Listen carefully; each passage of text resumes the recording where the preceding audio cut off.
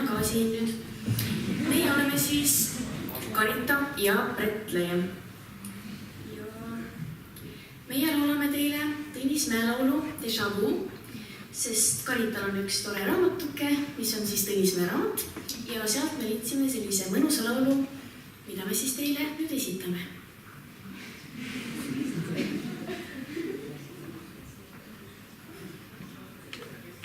Sooviks abi selle mikrofoniga. Nii, korrast.